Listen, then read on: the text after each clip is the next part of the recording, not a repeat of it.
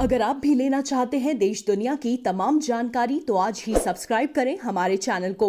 साथ ही नीचे दिए बेल आइकन को जरूर दबाएं ताकि हर अपडेट आप तक पहुंच सके। नमस्कार, मैं साक्षी न्यूज़ नेटवर्क और आप सभी का स्वागत है। देश में कोरोना वायरस के संक्रमण के मामले लगातार बढ़ रहे हैं, जिसको देखते हुए सरकार तो अपनी तरफ से कदम उठा ही रही है कि हालात को कैसे नियंत्रित किया जाए।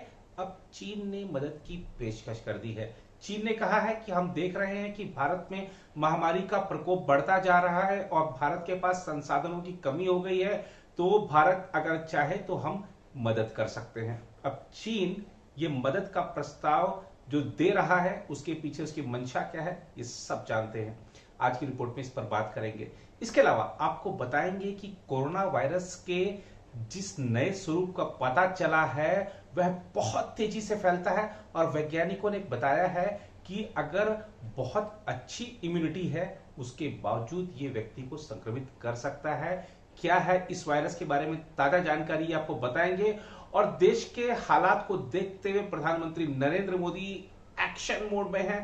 प्रधानमंत्री लगातार बैठकें कर रहे हैं। शुक्रवार को उनकी सिलसिलेवार कई सारी बैठकें हैं, जिसमें आंतरिक बैठक भी है। इसके अलावा उन राज्यों के मुख्यमंत्रियों के साथ भी प्रधानमंत्री का संवाद है जहां पर जो कोरोना वायरस की लहर है, जिन राज्यों में सबसे ज्यादा तेजी के साथ आगे बढ़ रही है, उन राज्यों के मुख्यमंत्री के साथ प्रधानमंत्री चर्चा करेंगे और साथ ही ऑक्सीजन उत्पादन जो कंपनियां हैं, उत्पादन करती हैं ऑक्सीजन का, उनके जो मालिक हैं उनके साथ भी बात करेंगे। तो लगातार प्रधानमंत्री हालात पर नजर रखे हुए हैं और समीक्षा बैठकें कर रहे हैं। हालात को कैसे जल्द से जल्द नियंत्रित किया जा सकता है, काबू में किया जा सकता है, मृत्यु दर घटाई जा सकती है, इस पर काम जारी है। आज की इस रिपोर्ट की शुरुआत लेकिन करते हैं कोरोना वायरस का जो नया स्वरूप पता चला है उससे। भारत में कोरोना वायरस के एक नए स्वरूप का पता लगा है जो तेजी से फैल सकता है और मानव शरीर की प्रतिरोधक क्षमता से बच निकलने में सक्षम है। वैज्ञानिकों के अनुसार हालांकि इस बात का कोई सबूत नहीं है कि नए स्वरूप के कारण ही देश में संक्रमण के मामलों में तेजी से वृद्धि हो रही है। नए स्वरूप का पता सबसे पहले पश्चिम बंगाल में ही लगा था। नए स्वरूप को B1618 नाम दिया गया है, जो B1617 से अलग है और इसे दोहरे उत्परिवर्तन वाले वायरस के रूप में भी माना जाता है।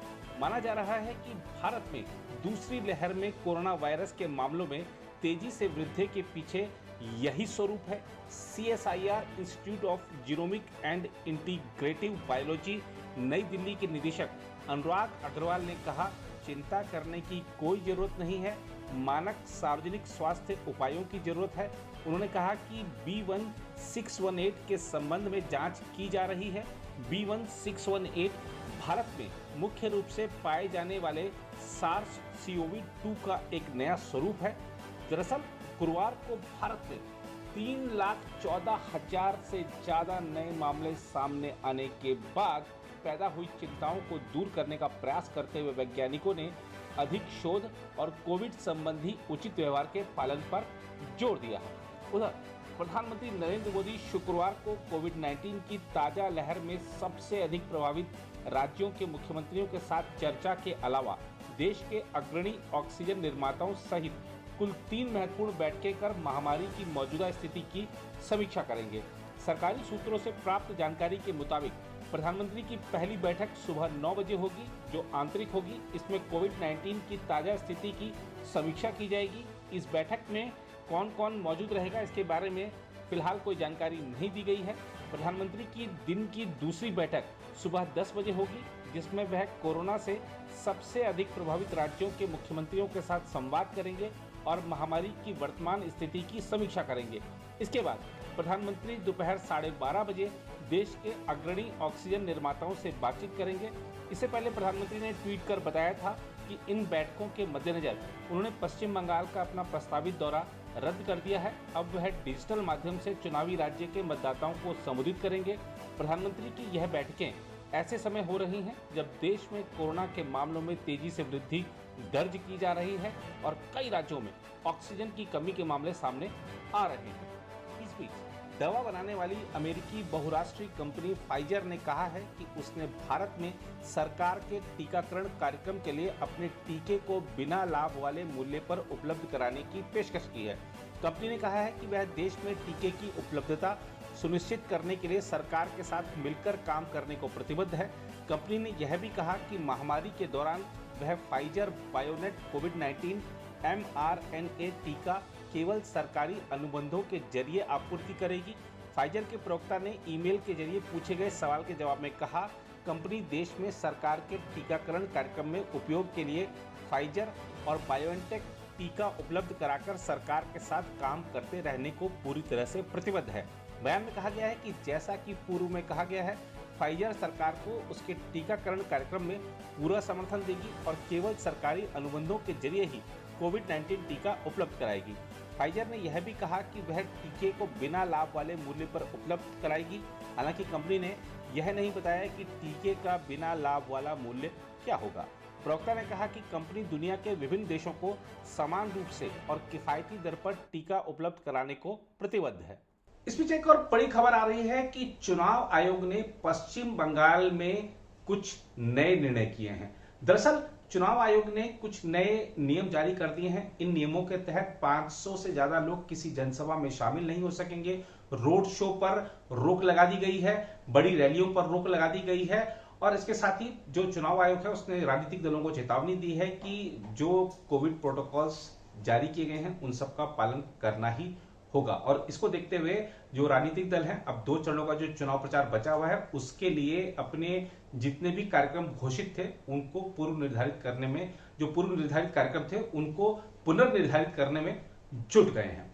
दूसरी ओर आपको लिए चलते हैं अब दिल्ली के गाजीपुर बॉर्डर। किसान नेता राकेश टिकैत इफ्तार पार्टी कर रहे हैं और वो लोगों के साथ अच्छी खासी भीड़ है उसमें कर रहे हैं। कहते हैं कोरोना नहीं है, सरकार सिर्फ हमको डरा रही है ताकि हम यहाँ से चले जाएं, हम यहाँ से नहीं जाएंगे, ऐसा उनका कहना है। अब हालात को देखते हुए जहां पूरी दुनिया चिंतित है, ये लोग सिर्फ अपने किसी खास मकसद के लिए राजनीति कर रहे हैं या किसानों का भला कर रहे हैं या आम जनता का नुकसान कर रहे हैं। देखिए आपको क्या कह रहे हैं राकेश टिकैत। देश में कोरोना की रफ्तार तेजी से बढ़ रही है, 3 लाख से ऊपर लोग केस हो चुके हैं। क्या आप किसानों को यहाँ से जाने के लिए कहेंगे?